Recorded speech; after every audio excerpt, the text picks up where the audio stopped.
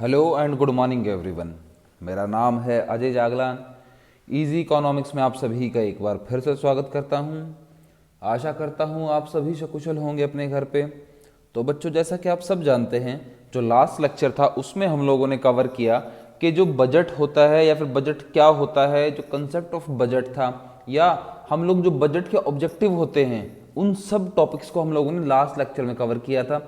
आज के लेक्चर में हम लोग कवर करेंगे कि बजट का स्ट्रक्चर कैसा होता है, उस बजट के अलग अलग कंपोनेंट कौन कौन से होते हैं।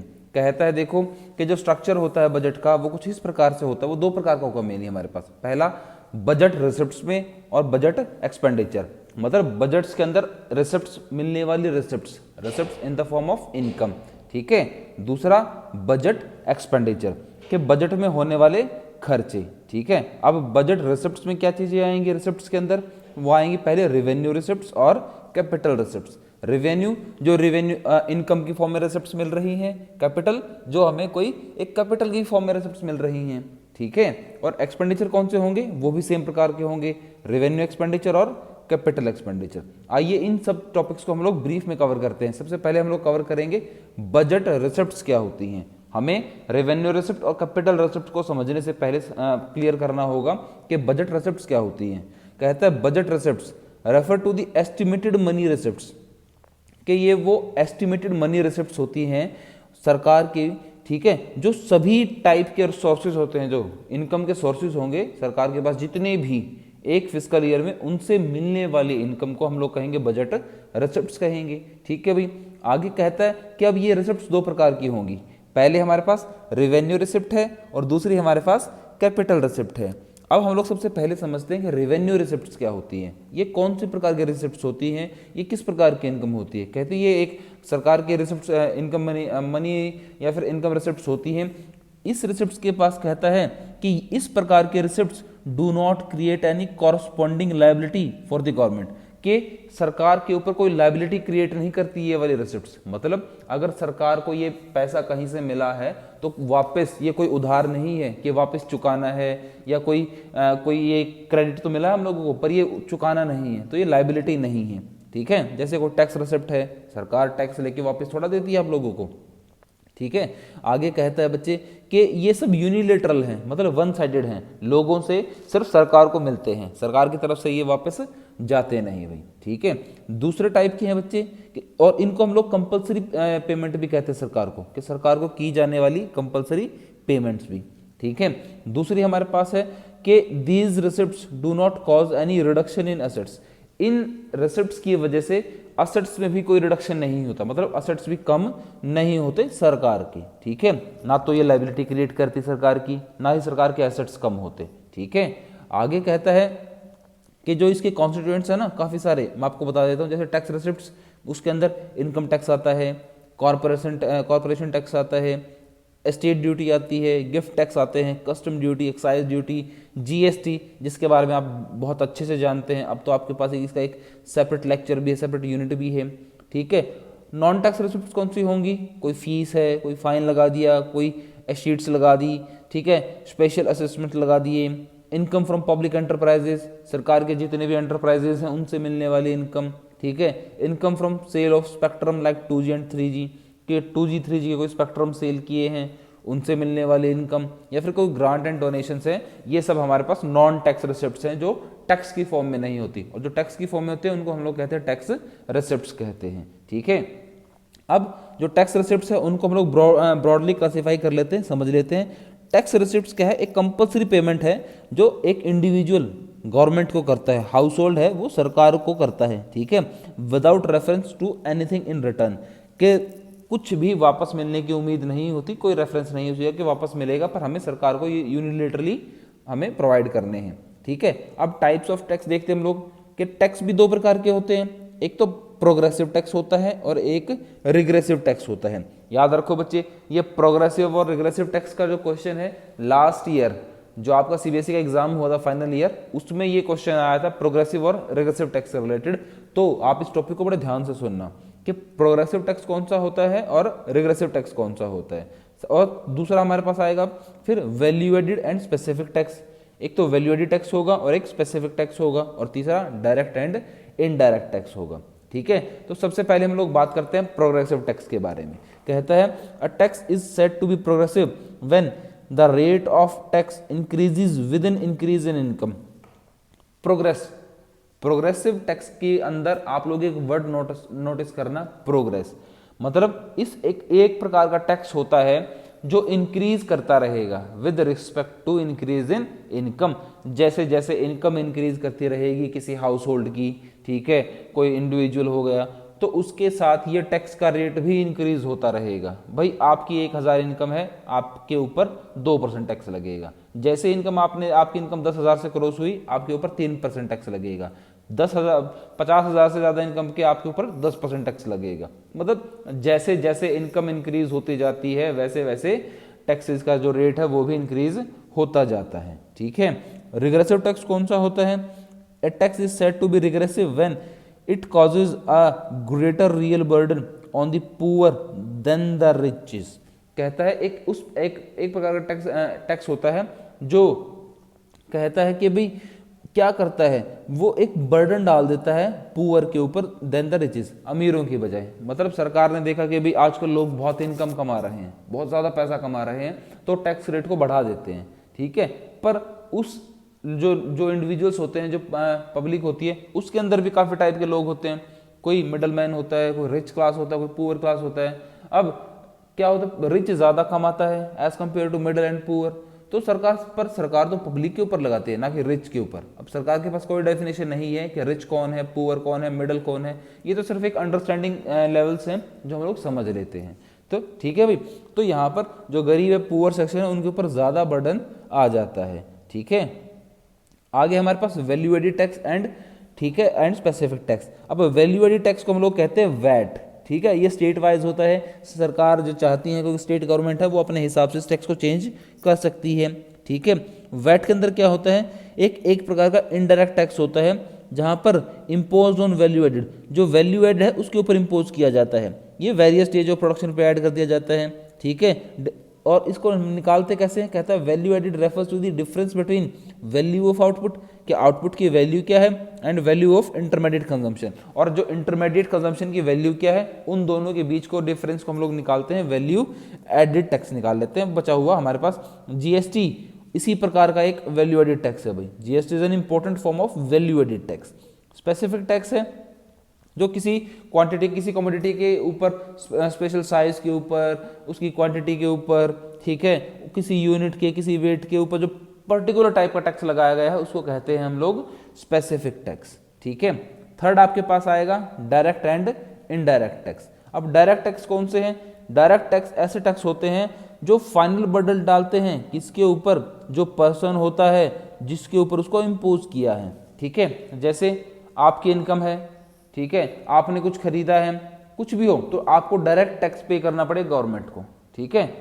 आपने डायरेक्ट टैक्स पे किया गवर्नमेंट को। आप कहीं से भी कोई, मान लो आप कोई गोल्ड लेके आए हैं, तो आपको वहां से टैक्स पे करना पड़ गया, ठीक है, डायरेक्ट टैक्स पे करोगे आप लोग उस चीज को लेके। और जो कहता है कि according to the professor Dalton, direct tax is really paid by the person on whom it is legally imposed, कि जिसके ऊपर इस टैक्स को लगाया गया है, जिसके ऊपर इस टाइप के टैक्स को लगाया गया है, उसको वही पे करता है, कोई और पे नहीं करता, ठीक है। आप लोग इस डायरेक्ट टैक्स को समझ पाएंगे। अब मैं जब आपको इनडायरेक्ट समझाऊंगा ना, तब आप इसको और अच्छे से समझ पाएंगे, ठीक है।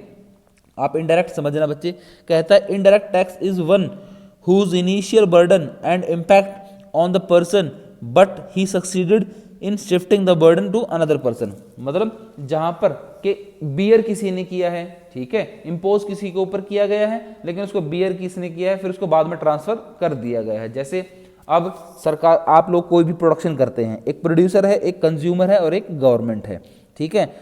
सरकार ने कहा है कि जो भी कोई प्रोडक्शन आप लोग प्रोडक्शन करेंगे, प्रोड्यूसर कुछ भी प्रोडक्शन करेगा, उसके ऊपर आपको टैक्स पे करना पड़ेगा। उसने टैक्स पे कर दिया। जो इंटरमीडिएट कंजम्पशन थी वो तो थी हमारे पास 100 रुपीज़ की, ठीक है। सरकार ने उसके ऊपर 10 रुपये टैक्स लगा दिया, तो 110 रुपये की बन गई वो। उसने पहले प्रोड्यूसर ने 10 रुपये का टैक्स पे कर दिया, ठीक है। अब वो मार्केट में आके बेचेगा उसको 110 रुपये की, ठीक है। तो अल्टीमेट जो उसका टैक्स का बर्डन था, जो प्रोड्यूसर ने बेयर किया, वो किसके ऊपर आखिर में आके गिरा? वो कंज्यूमर के ऊपर, क्योंकि कंज्यूमर उसको 110 में खरीदेगा। ठीक है। उसके बाद क्या हुआ कि ये बर्डन शिफ्ट कर गया फ्रॉम प्रोड्यूसर टू कंज्यूमर, ठीक है।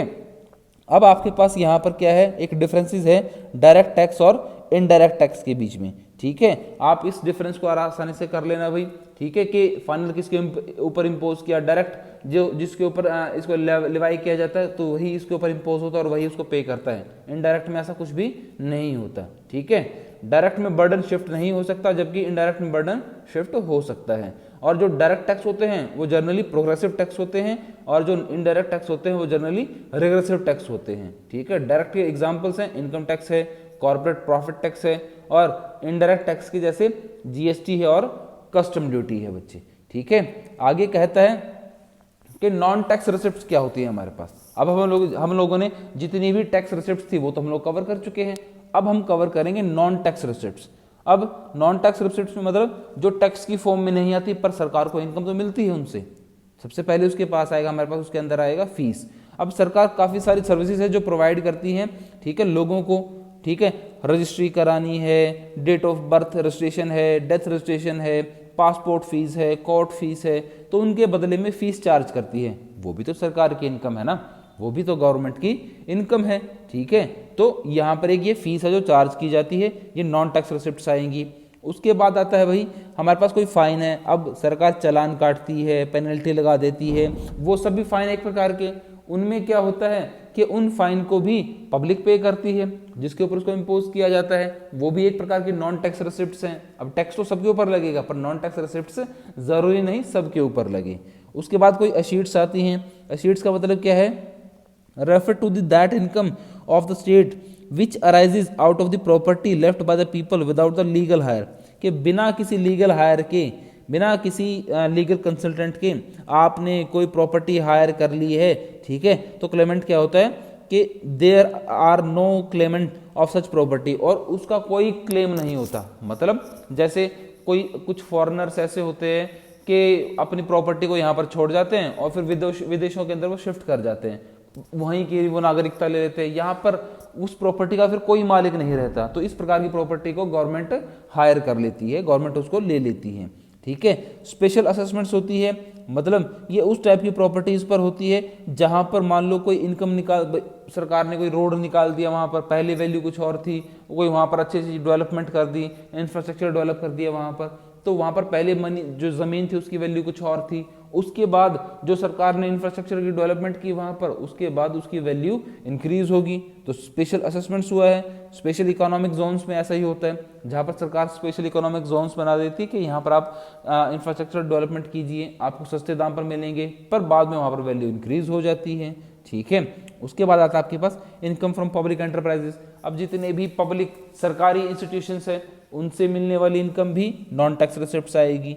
उसके बाद कोई स्पेक्ट्रम सेल किया है 2G और 3G, वो भी एक नॉन टैक्स रिसिप्ट्स है। अब जितने भी अभी रिसेंट देखना आप लोग, कुछ टाइम पीरियड बाद 5G का स्पेक्ट्रम सेल होगा, वो भी एक नॉन टैक्स रिसिप्ट्स आएगी हमारे पास, ठीक है। और बच्चे उसके बाद क्या होगा, आप लोग आगे देखना कि जो ग्रांट्स मिलती हैं और डोनेशन मिलती हैं वो सब भी एक हमारे लिए क्या होता है, एक नॉन टैक्स रिसिप्ट्स होता है। और इन टैक्स रिसिप्ट्स के अंदर क्या होगा कि ये यहाँ पर भी सरकार कमाती है। जैसे सरकार को कहीं से कोई ग्रांट मिल गई, कोई डोनेशन मिल गया, अब हमारे राष्ट्रपति हैं, प्रधानमंत्री बाहर जाते रहते हैं, वहाँ पर उनको डोनेशन मिलते रहते हैं, गिफ्ट मिलते रहते हैं, तो वो सब भी सरकार की इनकम होती है, ना कि उन पर्टिकुलर पीपल्स की, ना पर्टिकुलर राष्ट्रपति की, किसी की नहीं, ऐसा कुछ भी बच्चे, वो पर्टिकुलर गवर्नमेंट की इनकम होती है। तो हमारे पास ये सब थी नॉन टैक्स रिसिप्ट्स। अब हम बात करेंगे कैपिटल रिसिप्ट्स के बारे में कि कैपिटल रिसिप्ट्स क्या होती हैं।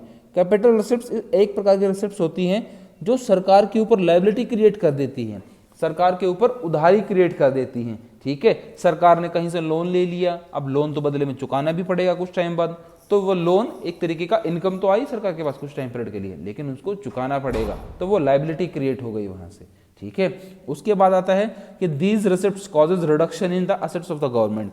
और जो ये लोन मिलते हैं ना बच्चे, एग्जांपल दे रहा हूं, ये जो कैपिटल रिसिप्ट्स होंगी ये सरकार की क्या करेगी, जो असेट्स के अंदर रिडक्शन कर देगी, असेट्स को कम कर देंगे, क्योंकि अगर लोन लिया है, लायबिलिटी इंक्रीज हुई है, तो असेट्स को वापस रिपे करना है हमें, ठीक है। जो कैश इन हैंड है उसको रिपे भी करना पड़ेगा, तो वहां पर रिडक्शन होनी यहाँ पर स्टार्ट हो जाएगी। तो ये सब करता है कैपिटल रिसिप्ट्स। जस्ट अपोजिट है वहां पर इसके जो रेवेन्यू रिसिप्ट्स होती हैं, ठीक है। अब जो कैपिटल रिसिप्ट्स होती हैं इसके अंदर मेनली 3 चीजें होती हैं, जैसे रिकवरी ऑफ लोन, लोन की रिकवरी की गई है, ठीक है, कोई लायबिलिटी है, अदर लायबिलिटी है, उनको बोरो किया गया है, या फिर कोई अदर रिसिप्ट्स। अब लोन जो जहां पर रिकवर किया जाता है, सरकार लोन लेती है या सरकार लोन देती भी है तो रिकवर करती है, ठीक है। लोन दिया है, कैपिटल गई है एकदम से, तो असेट्स में कम होंगे। अगर लोन लिया है तो लायबिलिटी बनेगी, ठीक है। आगे आपके पास कहता है कि बोरोविंग एंड अदर लायबिलिटीज, कई सरकार कुछ चीज़ें बोरो कर लेती है, लेंड कर लेती है, असेट्स क्रिएट कर लेती है, ठीक है, तो वो लायबिलिटी क्रिएट कर देती है। जैसे the general public borrowing, the general public are called market borrowings. सरकार अगर लोगों से बोरोविंग करती है, सरकार ने कहा कि लो भाई अब हम अपनी इस कंपनी को, पब्लिक एंटरप्राइजेस को लिस्ट कर देते हैं स्टॉक एक्सचेंज के अंदर, वहां पर सरकार लोगों से पैसा लेती है, तो वहां पर लायबिलिटी बनती है उनकी, ठीक है। रिजर्व बैंक से लिया गया पैसा, रेस्ट ऑफ द वर्ल्ड से ली गई पैसा, वो सब हमारे पास क्या बनती है, बोरोविंग्स एंड अदर लायबिलिटीज के अंदर। अदर रिसिप्ट्स में क्या आएगा, जैसे सरकार ने किसी कंपनी की डिसइन्वेस्टमेंट कर दी है, उसके अंदर से पैसा निकाल लिया है, और वो पैसा निकालने के बाद क्या हुआ है, असेट्स में कमी आएगी भाई, ठीक है। It is the opposite of investment, कि एक तो इन्वेस्टमेंट की जाए, वहां पर पैसा लगाया जाए, और डिसइन्वेस्टमेंट का मतलब है सरकार अपना पैसा लगा ले और फिर वहां पर पब्लिक का, जनरल पब्लिक का पैसा वहां पर लगवा दे, या किसी बड़े मैन्युफैक्चरर का या बड़ी फर्म का पैसा वहां पर लगवा दे, तो वो हमारे पास अदर रिसिप्ट्स के अंदर आता है, और ये सब हमारे कैपिटल रिसिप्ट्स होती हैं, ठीक है भाई। अब यहाँ पर एक बेसिक सा डिफरेंस है रेवेन्यू रिसिप्ट्स का और कैपिटल रिसिप्ट्स का, आप लोग इसको रीड इन कर लेना और अच्छे से कवर इन कर लेना भाई, ठीक है। ये लिए इंपॉर्टेंट है भाई, कई बार क्वेश्चन में आ जाता है रेवेन्यू और कैपिटल रिसिप्ट्स के अंदर डिफरेंस क्लियर कीजिए, ठीक है। उसके बाद आता है बजट एक्सपेंडिचर। अब हम लोग करेंगे बजट एक्सपेंडिचर को, क्योंकि हम लोगों ने रेवेन्यू बजट रिसिप्ट्स की बात की थी, अब हम बजट एक्सपेंडिचर की बात करेंगे। अब हम खर्चों की बात करेंगे, जो खर्चे सरकार करती हैं। अब खर्चे 2 प्रकार से होते हैं, रेवेन्यू एक्सपेंडिचर होता है और एक कैपिटल एक्सपेंडिचर होता है, ठीक है, जो एक फिस्कल ईयर में किया जाए। याद रखना, रिसिप्ट्स और एक्सपेंडिचर दोनों फिस्कल ईयर की बात कर रहा हूं मैं। फिस्कल ईयर का मतलब है यहाँ पर एक अकाउंटिंग ईयर में, एक पूरे साल के अंदर, ठीक है। रेवेन्यू एक्सपेंडिचर कौन सा होता है, revenue expenditure of the government is the expenditure which shows the following 2 characteristics. एक रेवेन्यू एक्सपेंडिचर ऐसा एक्सपेंडिचर होता है, ऐसा खर्चा होता है जो 2 कैरेक्टरिस्टिक्स शो करे। वो 2 कैरेक्टरिस्टिक्स कौन से हैं, वो ये वाले हैं। पहला, it does not create any assets of the government, कि सरकार के लिए कोई असेट्स क्रिएट ना करे, ठीक है। जैसे पेंशन दी गई है लोगों को, सैलरीज दी गई है, स्कॉलरशिप दी गई है, वो क्या असेट्स क्रिएट कर रही हैं सरकार के लिए। And does not cause any reduction in liability of the government, और सरकार के जो उधार है, लायबिलिटी है, उनके अंदर भी कोई कमी ना हो। तो इन चीजों को कहा जाता है बजट एक्सपेंडिचर, ठीक है। या फिर कहा जाता है भाई जो रेवेन्यू हमारे पास जो हमारे पास कहा भाई, देखो मैं आपको दोबारा क्लियर बता देता हूं, जो रेवेन्यू एक्सपेंडिचर है वो कहा जाता है, ठीक है, जो ना तो असेट्स क्रिएट करें, ठीक है, ना ही लायबिलिटी में कोई कमी लेकर आए, ठीक है, उसको कहा जाएगा रेवेन्यू एक्सपेंडिचर, ठीक है।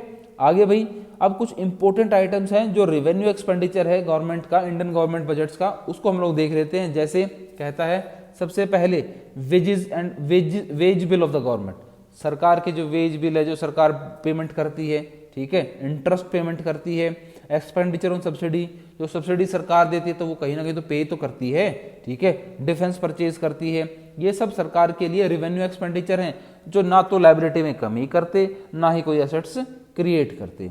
अब दूसरा है हमारे पास कैपिटल एक्सपेंडिचर। कैपिटल एक्सपेंडिचर कौन से होते हैं, ऐसे खर्चे जो सरकार के लिए एसेट्स क्रिएट कर दें, ठीक है, सरकार ने किसी के शेयर खरीद लिए, किसी इंडस्ट्री के कहीं विदेश में, ठीक है, या कोई इक्विटी परचेज कर लिए है वहां पर, डोमेस्टिक या कोई मल्टीनेशनल कॉर्पोरेशन हो उसके, ठीक है, तो सरकार के लिए एसेट्स क्रिएट होंगे वहां पर। दूसरा कहता है it causes reduction in liability of the government, कि सरकार की जो लायबिलिटी है उसके अंदर कोई कमी आ जाना, तो वो भी सरकार के लिए एक कैपिटल एक्सपेंडिचर है, ठीक है। कोई रीपेमेंट, सरकार का लोन था पहले से, सरकार ने उस लोन को रीपे कर दिया, तो लायबिलिटी में कमी आई है वहां पर, ठीक है। कुछ इंपॉर्टेंट आइटम्स हैं जो कैपिटल एक्सपेंडिचर के हैं इंडियन गवर्नमेंट बजट के अंदर, जैसे expenditure on land and building, land and building के ऊपर किया गया एक्सपेंडिचर असेट्स क्रिएट करेगा। Expenditure on machinery and equipments, machines के ऊपर किया गया खर्चा असेट्स क्रिएट करेगा। Purchase of shares, share purchase किए हैं, असेट्स क्रिएट हुआ है। Loan by the central government to the state government और स्टेट कॉर्पोरेशन, जो सेंट्रल गवर्नमेंट है वो लोन दिया गया है किसको, स्टेट कॉर्पोरेशन को, और भाई जो स्टेट गवर्नमेंट है और स्टेट कॉर्पोरेशन को, तो वहां पर लाइबिलिटीज का भी रीपेमेंट होता है, लाइबिलिटीज भी वहां पर कम होती है, ठीक है। और ये एक्सपेंडिचर प्लान और अनप्लान तरीके से होता है, मतलब खर्चे को प्लान भी किया जाता है और अनप्लान भी किया जाता है, ठीक है। उसके अंदर क्या होगा हमारे पास, देखो जो प्लान एक्सपेंडिचर है, मतलब ऐसा एक्सपेंडिचर जिसको पहले से प्लान किया गया है, सरकार ने कोई प्रोग्राम्स, डेवलपमेंटल प्रोग्राम चला रखे थे सेंट्रल गवर्नमेंट के द्वारा, स्टेट गवर्नमेंट के द्वारा। जो रेवेन्यू एक्सपेंडिचर है, जैसे कोई असिस्टेंट है स्टेट्स का, कैपिटल एक्सपेंडिचर है like expenditure on the construction of road, bridges, hospitals, ये सब प्लान एक्सपेंडिचर। सरकार ने कहा कि मैं यहाँ पर एक फ्लाईओवर बनाऊंगा, ठीक है, उस फ्लाईओवर में क्या होगा, सरकार ने प्लान किया है, उसके लिए हर बार बजट के अंदर कुछ प्लान करके चलते हैं, इतनी पेमेंट करनी है। सरकार ने कहा है कि हम लोग एक बहुत बड़ा एयरक्राफ्ट कैरियर खरीदेंगे या बनाएंगे, उसके लिए पेमेंट करके चलते हैं, उसके लिए बजट प्लान बना के चलते हैं। नॉन प्लान एक्सपेंडिचर ऐसे एक्सपेंडिचर होते हैं जो एकदम से इनकर्ड हो जाते हैं, ठीक है, कोई नेचुरल क्लाइमेटी आ गई, ठीक है, डिफेंस है, सब्सिडी है, लॉ एंड ऑर्डर पे एकदम से मेंटेनेंस हो गया, वो सब नॉन प्लान एक्सपेंडिचर होते हैं, ठीक है। और एक्चुअली में इनको निकाला कैसे जाता है भाई, देखो जो बजट एक्सपेंडिचर है वो निकाले जाएंगे revenue expenditure plus capital expenditure, हमारे पास बजट एक्सपेंडिचर निकलेगा, और बजट एक्सपेंडिचर को हम लोग निकालते हैं revenue plan expenditure plus non plan expenditure, क्योंकि ये एक्सपेंडिचर दोनों ही प्लान और नॉन प्लान तरीके के होते हैं, ठीक है। और आप लोग देखना जो स्ट्रक्चर होता है बजट का, गवर्नमेंट बजट का, उसका आप एक ग्लैंस देख लेना। बजट रिसिप्ट्स हैं, बजट एक्सपेंडिचर हैं। बजट रिसिप्ट्स में रेवेन्यू रिसिप्ट्स और कैपिटल रिसिप्ट्स। रेवेन्यू रिसिप्ट दो प्रकार की, tax and non tax. Capital receipt तीन प्रकार के, recovery of loans, borrowing and other liabilities, other receipts, ठीक है। जबकि जो बजट एक्सपेंडिचर है वो दो प्रकार के, revenue expenditure and capital expenditure. जैसे रेवेन्यू एक्सपेंडिचर में wages bill, interest payment, subsidies, defence purchase etcetera.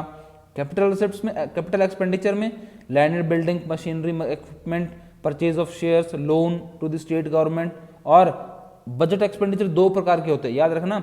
ये तो एक्सपेंडिचर के टाइप थे बच्चे, कैपिटल और रेवेन्यू, लेकिन टाइप क्या होंगे यहाँ पे दूसरे टाइप के, कि प्लान और अनप्लान भी होते हैं, प्लान और नॉन प्लान। इनको हम लोग प्लान भी कह देते हैं और नॉन प्लान भी कह देते हैं, ठीक है। तो ये हमारे पास बेसिक सा एक ग्लैंस था किसका, जो हमारे पास टैक्स रिसिप्ट थी हमारे पास, सॉरी, या फिर हमारे पास जो बजट का पूरा ग्लैंस था, ठीक है। तो बच्चे आज के लेक्चर में सिर्फ इतना ही। अभी इसके बाद एक लेक्चर और रहता है इस बजट चैप्टर का। उम्मीद करता हूं आपको आज का पूरा लेक्चर क्लियर हुआ होगा। थैंक्स फॉर लिसनिंग एंड जय हिंद।